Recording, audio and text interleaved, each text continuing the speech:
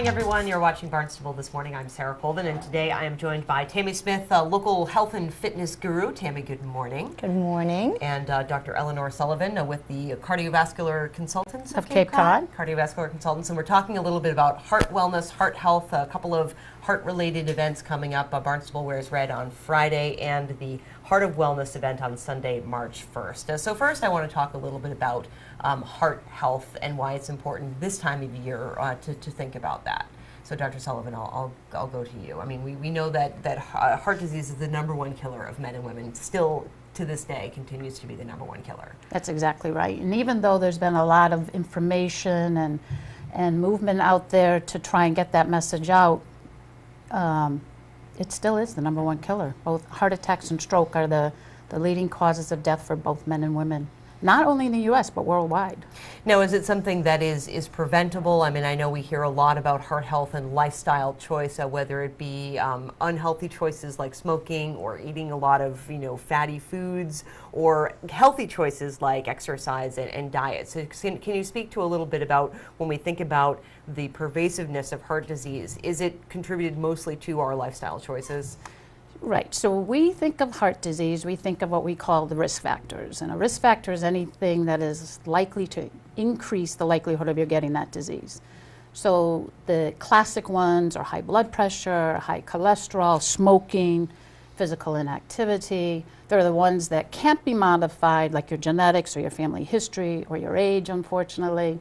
There's also been some new research that there are the less classic risk factors like education, socioeconomic status, as well as race. Certainly people of color, particularly women of color, have a higher risk of heart disease and poor outcomes. But the lifestyle part of it is absolutely huge. And there's data both from this side of the Atlantic as well as pervasive in the European literature that adopting healthier lifestyles can reduce the risk of events, not necessarily the presence of disease, but the risk of events, heart attacks, strokes, by 80 to 90%. Why isn't that message out there? I don't know, but it doesn't sell drugs, it doesn't sell devices, maybe it isn't sexy enough, so I think that's how Tammy's going to help us realize that, being healthy and strong is sexy.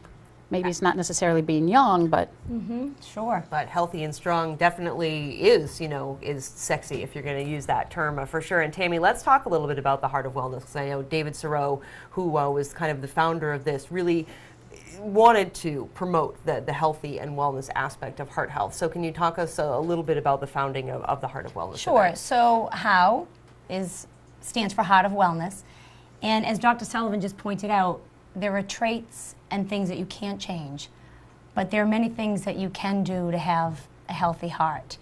And the event that we put on, this is our 6th one, and each one has a little twist, but we try to have the same goals in mind. And it's a whole 2 hours of motivational, inspirational, educational videos, talks, music, to try to put in tips for healthy nutrition, get your body moving, but also letting go of anger, loving, paying it forward. It's really nice. It ties in with all of the things that people think of when they think of heart disease. And we put it all together, and we try to get people to just be aware and think of how they could better themselves and what they could do to have a healthier heart. Right. Now, you mentioned the stress, and I think that really fits into it a lot when we think about heart health. It's not just diet and exercise, it's managing our minds, it's managing our brains. Absolutely. Stress is huge, as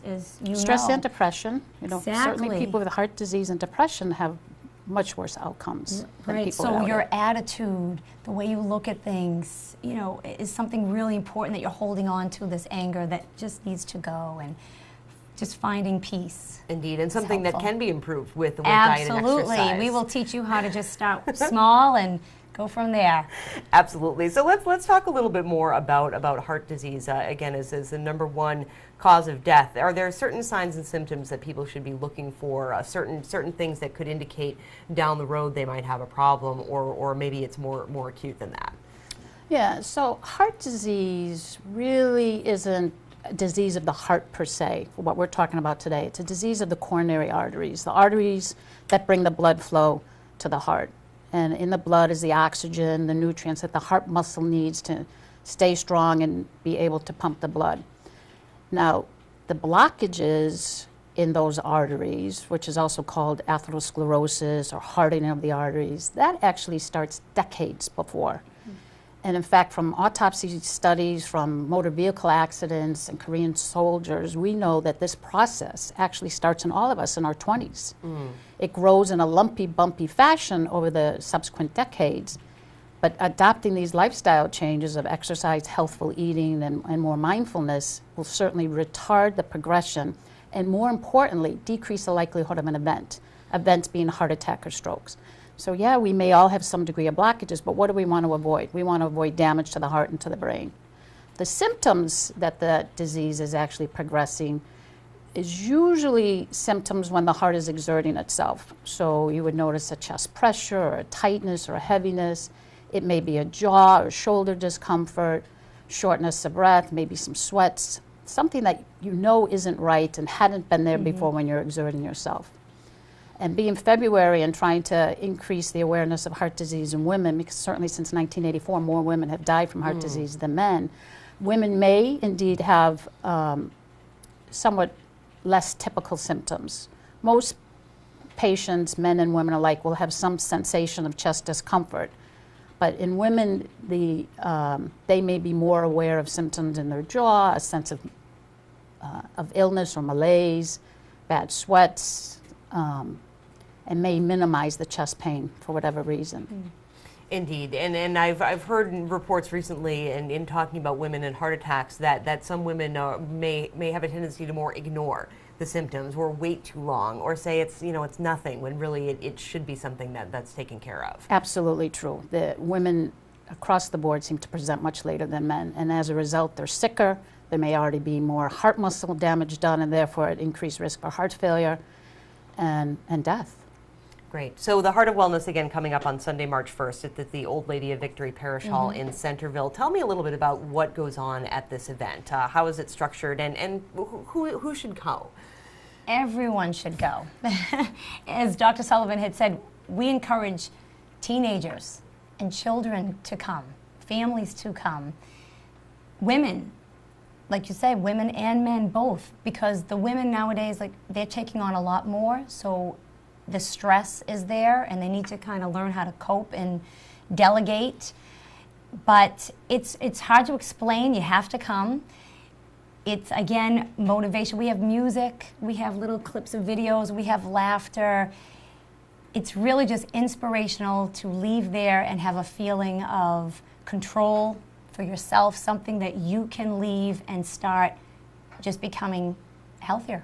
Absolutely, and I think for many people, or perhaps those who have not been practicing healthy lifestyles, might say, well, there's too much of a gap. It's like I'm too old or I'm too out of shape to start, and we know that's not true. It's something you can start small. This is small. Literally, drinking more water, you'll feel so much better. So we give little tips like that, and we have encouragement. We have ways to get in touch with us, to follow through. We don't just give you the chalk and then leave and you never see us again.